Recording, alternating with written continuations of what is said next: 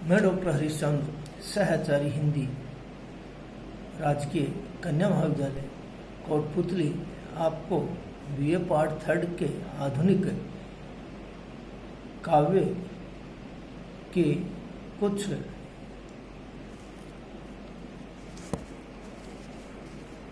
कवियों की व्याख्या बता दी गई थी।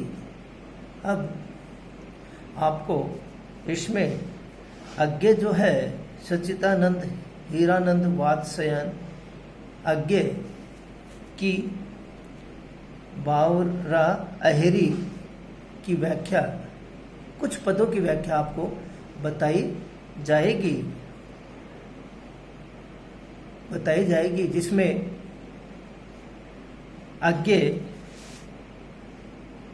जी कहते हैं, भोर का बावरा अहेरी पहले बिछाता है आलोक की लाल लाल कन्या, पर जब खींचता है जाल को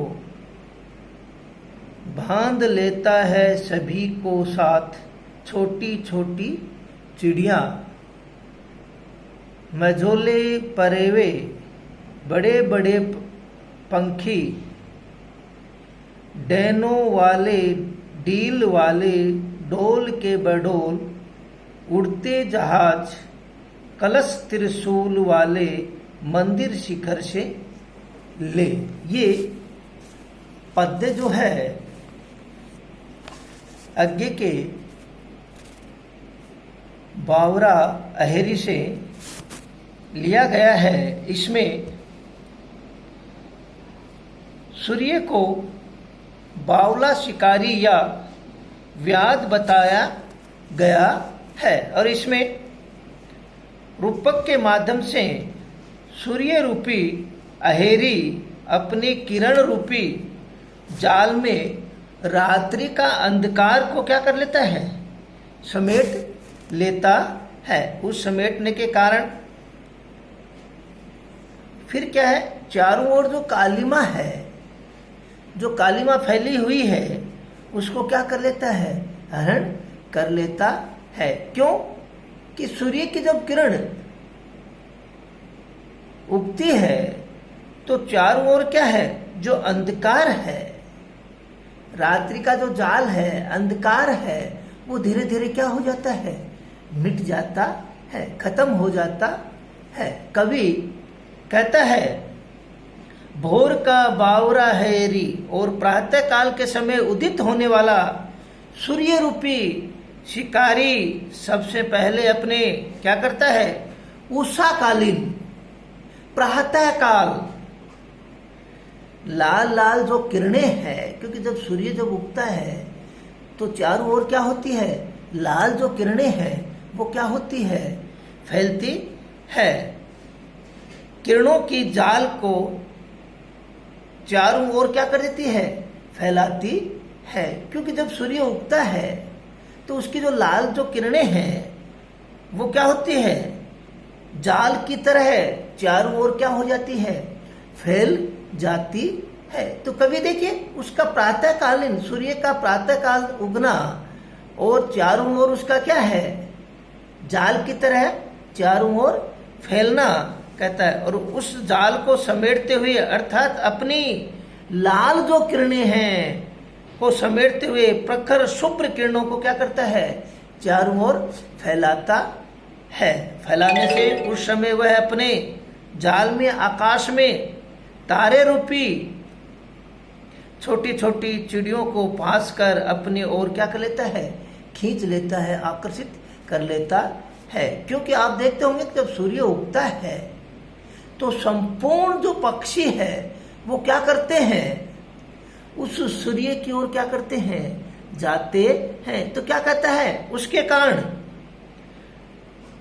छोटे छोटे जो आकाश में पक्षी हैं वो क्या होते हैं, वो उसकी ओर, किसकी ओर, सूर्य की ओर क्या होते हैं, आकर्षित हो जाते हैं, उसकी ओर क्या होते हैं, चले जाते हैं। तो कवि ने क्या देखे, जो प्रातः काल होने पर, सूर्य उगने पर उन पक्षियों को भी क्या है, उस सूर्य की ओर क्या दिखाता है, आकर्षित दिखाते हैं उसमें क्या होता है, उसकी ओर खींचते हुए चले जाते हैं। इसी कारण उस समय आकाश में उड़ने वाले मध्यम आकार के पक्षी, बड़े बड़े पक्षी, देखिए उनको क्या करता है, दिखाता है, बताता है कि वो भी क्या है, बड़े बड़े पंखों वाले विशाल जो हैं आकार वाले उड़ने वाले, जो किस पर जहाज था, अन्य सभी जीव उसके किरणों की जाल को क्या है, स्पष्ट दिखाई देने लगता है।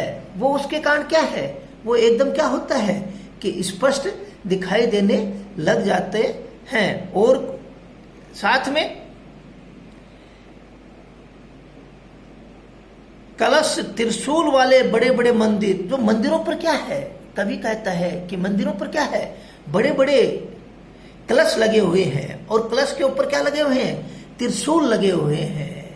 देखते होंगे, मंदिर देखा है तो मंदिर जो है उस पर क्या होता है, बड़े बड़े कलश लगे हुए हैं, कलशों पर क्या है, त्रिशूल लगे हुए हैं, जो कहा मंदिर का जो शिखर है उस पर लगे हुए हैं। तो क्या कहता है कि कलश त्रिशूल वाले बड़े बड़े जो मंदिर हैं, मंदिरों के शिखरों से लेकर धरती तक व्याप्त जो अंधकार है, वो किसके, सूर्य रूपी शिकारी अपने जाल में क्या करता है, फांस कर उठा लेता है। क्योंकि उनके जो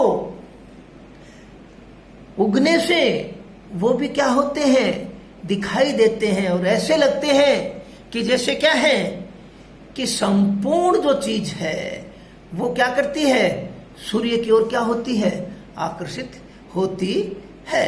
तो यहां पर क्या है, सूर्योदय जो है उसका महत्व बताया गया है, और कहता है कि वो जो है वो उस बावरे अहेरी की तरह है, जो क्या करता है कि उगते ही छोटे छोटे पक्षी हैं, जहाज हैं, और विशाल पंख वाले हैं, छोटे पंख वाले हैं, वो सभी जीव क्या हैं, उस किरण के, उस सूर्य की जो किरण है उस जाल में क्या हो जाते हैं, फंस जाते हैं। और उसके कारण क्या है कि अंधकार धीरे धीरे क्या होता है, छटता है।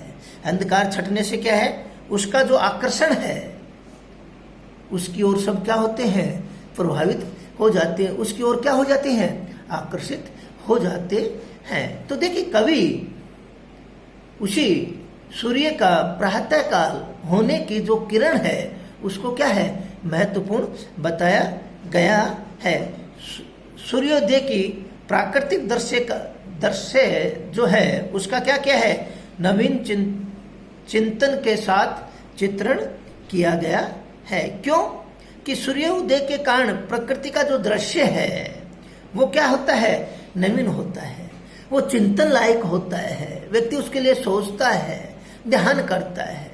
तो वही चीज कवि कहता है कि सूर्योदय के प्राकृतिक दृश्य को क्या है, नवीन चिंतन के साथ उसका क्या किया गया है, चित्रण किया गया है, ये कवि कहता है। और साथ में क्या है, रूपक एवं प्रतीक योजना का आकर्षण और भावानुरूप वर्णन किया गया है। क्यों कि प्रत्येक योजना के माध्यम से वो क्या है कि उसका वर्णन करता है, उसी को क्या करता है, उसकी ओर ध्यान आकर्षित करता है। तो देखिए आगे जो है उस आधुनिक जो काव्य है उसके एक महत्वपूर्ण अंग समझिए या महत्वपूर्ण कवि मानिए, तो ये उस प्राकृतिक सौंदर्य को ध्यान में रख के, क्यों, पीछे भी आपको बताया गया है, पंथ है, जयशंकर प्रसाद है, निराला है, जो भी आपको बताया गया है वो सब देखिए प्रकृति प्रेमी है, प्रकृति को देख के ही उसका यथार्थ जो चित्रण है वो उन्होंने अपने काव्य में कविता के माध्यम से व्यक्ति को क्या है, जागृत करने के लिए, व्यक्ति को उसके बारे में बताने के लिए क्या किया है, उसका समाधान किया है। तो वही क्या है कि प्रकृति के, चाहे सूर्योदय हो, चाहे नदी का बहना हो, चाहे पक्षी का उड़ना हो, चाहे व्यक्ति का जागृत होना, ये सब क्या है, प्रकृति दृश्य का नवीन चिंतन के लिए किया गया है।